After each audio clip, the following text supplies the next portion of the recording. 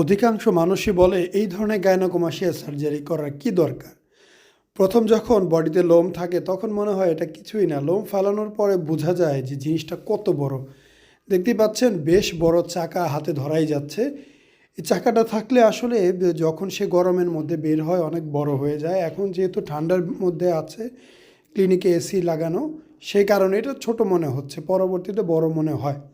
তো সার্জারি করা হয়েছে, রেজাল্ট দুর্দান্ত আসছে, আপনারা সরাসরি দেখুন।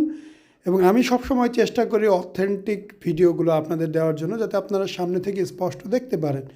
তো এই পেশেন্টের অপারেশনের 2 দিন পরে একটি কন্ডিশন, বেল্ট লাগানো ছিল, বেল্টের দাগ এখনও বুকে লেগে আছে।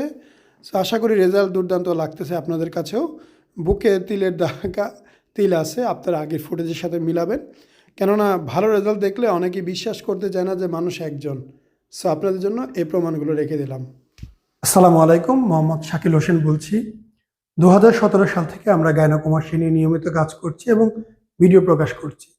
এই চ্যানেলে যারা নতুন এসেছেন, আপনাদের কাছে অনুরোধ থাকবে আমাদের এই চ্যানেলটি আপনারা ভালোবাসা দিবেন এবং সাবস্ক্রাইব করবেন। এবং যারা অলরেডি সাবস্ক্রাইব করেছেন তাদেরকে অসংখ্য ধন্যবাদ। আপনারা কমেন্টের মাধ্যমে আপনাদের মতামত জানাবেন। ধন্যবাদ।